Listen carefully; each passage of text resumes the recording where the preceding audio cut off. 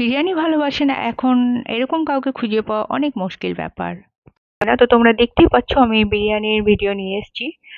আর যদি সেটা হয় মাটন বিরিয়ানি তাহলে তো কোনো কথাই হবে না। তো সবারই বিরিয়ানি বানাবার প্রসেস আলাদা হয়, মশলার পরিমাণ আলাদা হয়। তো আমি কিভাবে বিরিয়ানি বানিয়েছি আজকে ওটাই তোমাদের সাথে শেয়ার করছি।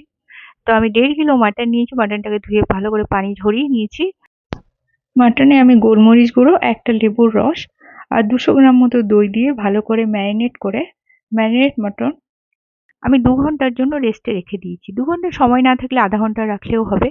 কড়াইতে আমি তেল দিয়ে পাতলা পাতলা করে পেঁয়াজ কেটে বেরেস্তার জন্য চাপিয়ে দিয়েছি। সাথে আমি কয়েকটা আলু বোখারা আর 1 চামচ চিনি ইউজ করেছি। আলু বোখারা চিনি টোটালটাই অপশনাল। আলু বোখারা আমার ছেলের অনেক পছন্দ আর আমার কাছে ছিল তাই আমি ইউজ করেছি। পেঁয়াজটা হয়ে গেলে পেঁয়াজটা তেল থেকে বার করে নেবো আর ওই তেলে আগে থেকে সিদ্ধ করা আলু মানে নুন আর হলুদ দিয়ে সিদ্ধ করা আলুটাকেও ভালো করে ভেজে নেব। আলুটা ভাজতে থাকুক এই সময় আমি আধা কাপ দুধে কেশর ভিজিয়ে রাখছি যাতে হালকা কালার আর অল্প হালকা একটু ফ্লেভার পাওয়া যায়। তো আলুটা হয়ে গেলে তুলে রাখবো আর সেই তেল থেকে কিছুটা তেল বাদ দিয়ে সেই তেলে আরেকটা পেঁয়াজকে স্লাইস করে কেটে ভালো করে পেঁয়াজটা ব্রাউন করব আর ম্যারিনেট করা মাটনটা দিয়ে কষাবো। এখানে আমি শুধুমাত্র নুন ইউজ করব প্রয়োজন মতো, আর কিচ্ছু ইউজ করব না। মাটনটাকে ভালো করে সফট হতে দেবো। মাটনটা সফট হতে থাকুক। অন্য একটা কড়াইতে আমি তেল গরম করে মাটনের গ্রেভি তৈরি করার জন্য তাতে গোটা গরম মশলা তেজপাতা দিয়ে এক এক করে পেঁয়াজ বাটা, রসুন বাটা, আদা বাটা আর আমারই বানানো টমেটো পিউরি দিয়ে ভালো করে কষিয়ে নেব। আর যাতে মাটন ম্যারিনেট করেছিলাম সেই বাটিটা ধুয়ে একটু পানি দিয়ে দেবো যাতে মশলাটা পুড়িয়ে না যায়।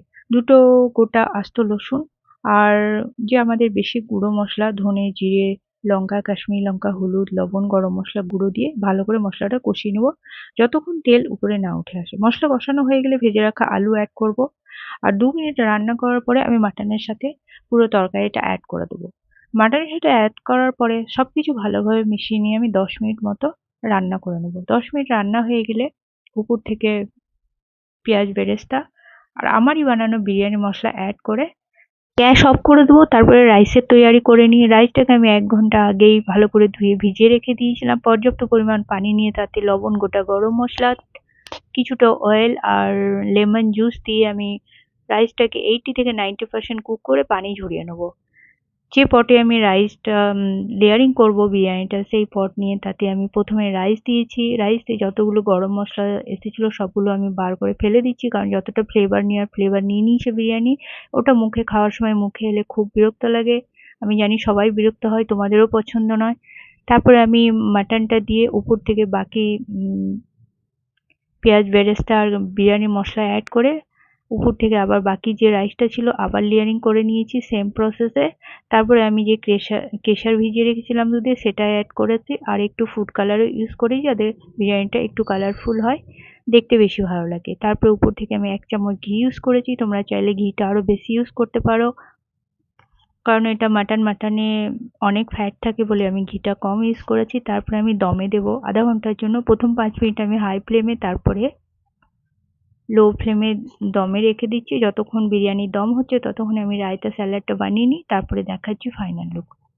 তো দেখো বন্ধুরা বিরিয়ানির ফাইনাল লুক। আমি কিন্তু একটা কথা বলে রাখি, বিরিয়ানিতে কোনো রকম বিরিয়ানির এসেন্স কিংবা মিঠা আতর কিংবা কেওড়া জল কিচ্ছু ইউজ করিনি। আমি শুধু আমার বানানো বিরিয়ানি মশলাটা ইউজ করেছি আর সেই জন্য বিরিয়ানিটা অনেক লাইট হয়। তুমি 1 প্লেটের জায়গায় 2 প্লেট খেয়ে নিলেও মনে হয় পেট ভরে গেছে কিন্তু মন ভরে না।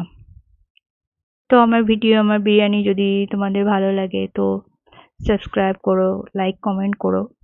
যদি ফেসবুক পেজ হয় তাহলে ফলো দিয়ে রেখো।